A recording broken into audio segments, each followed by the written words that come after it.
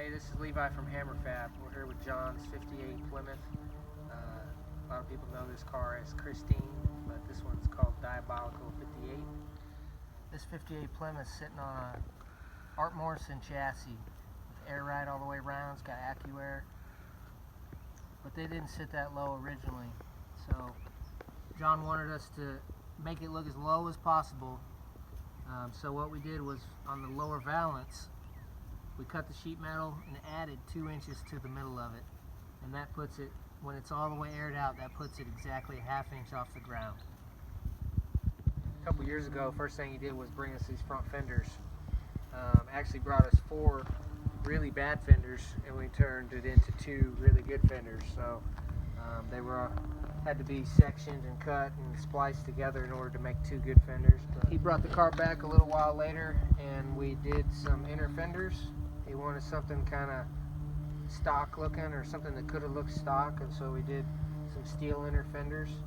We updated the hood hinges to Ring Brothers Billet hood hinges, and we made a custom adapter pad that mounts to the stock Plymouth hood without modifying the hood.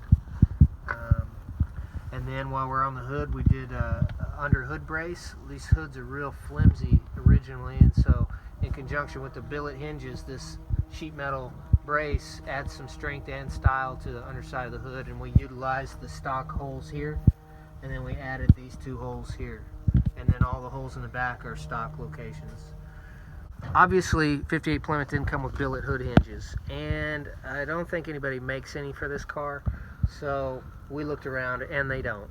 So what we did was we looked at some that might work, and so these here are Ring Brothers billet hood hinges. These are from a 56 Chevy, and we adapted them to fit the 58 Plymouth firewall, but also that was the easy part. The hard part was adapting it to the stock 58 Plymouth hood.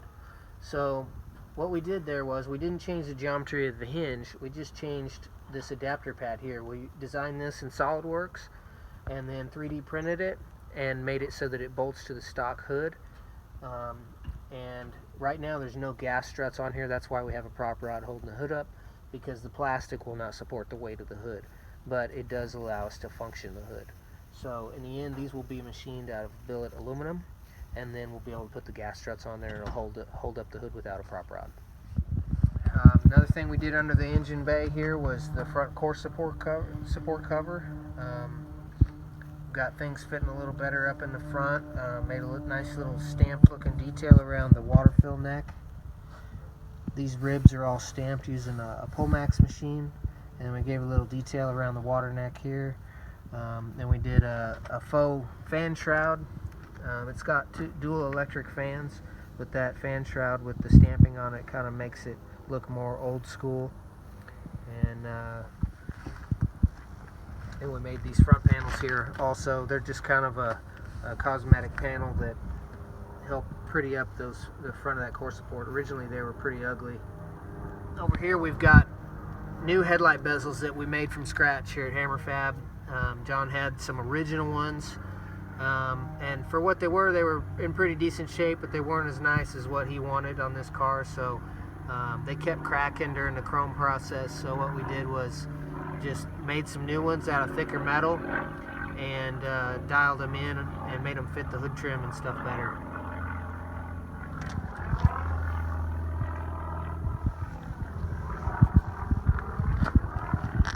Okay, now underneath here we got the Evod Cut Wheels.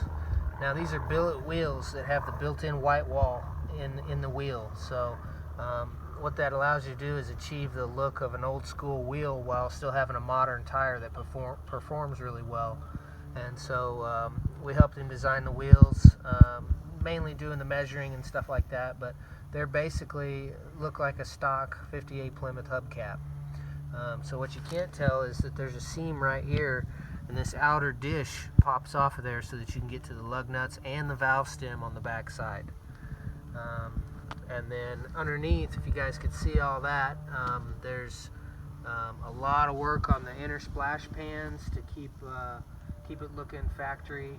There's a hidden air box under there with a K&N air filter. And actually the coil packs are also mounted right behind the tire on the back side of the inner fender, and they have a cover that goes over them to keep all the road grime off. So they may not look like it right there, kind of look like an old grandma tire, but those are actually 345 20-inch tires. So you know, it's a standard low profile tire, Michelin's, but this is actually part of the rim. This is billet aluminum that's painted to look like a white wall tire, and so really it makes the tire look that big to give it more of a classic look and help fit the overall theme of the car, which is what we're going for. But the rest of it is CNC machined. So Evod machined these wheels, and they did a great job. And this round part here is actually the hubcap. It's a billet aluminum hubcap that is held on with set screws so that it can never come off. And then the pockets are painted black down in there for a little bit of contrast to give it that look just like an original 58 Plymouth wheel. You know, don't be fooled if you see this thing going down the road. It's got that sleeper look, but this is actually a 12-inch wide tire. Then we come around to the back, and a while back John shipped us the deck lid. We didn't have the car, just the deck lid, and it had some rot down low. So what we did was took the inner structure out of the inside of the car and then made a new panel right about in here from there down, and then planished that out, metal finished it so you couldn't even tell it was welded on. And then once that was done, we reinstalled the inner structure and TIG welded it back in place. I was a little unsure that it was going to fit when he got it, but he said it fit perfect, so worked out real good. And then another little thing we did here was a little license plate pocket. So it's kind of a blend between being Frenched in but also being sticking out a little bit. These little ribs just give a little style. Didn't want to go too crazy on it because John wanted to keep as much of the original appearance as possible.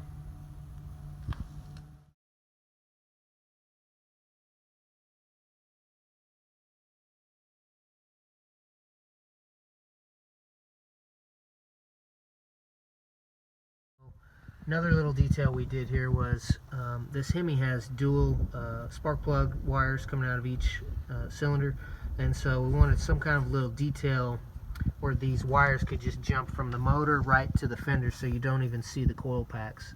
But actually the coil packs are mounted on the back side of this inner fender between the tire and the inner fender. And now this little bezel right here is a part that we designed here at Hammer Fab. This is going to end up getting CNC machined, but right now this is a 3D printed model or mock-up part that we can use in real time to actually see how this is going to work. So the wires pass through there, and then the other end will have to get crimped on the back side and then ran to the coil packs. And there'll be one here, and two on the other side. So this front core support area has a lot of details added and incorporated and made better that nobody will ever see.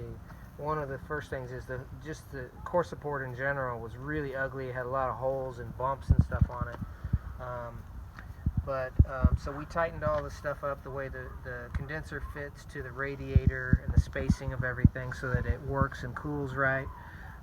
If you notice right down in here, there's a little bit of a dimple or a ditch in the top of the radiator. So that was done deliberately so that this hose can tuck right down in there, and that little groove in the top of the radiator gives the hose a place to live until it comes over to the overflow canister that's mounted underneath here.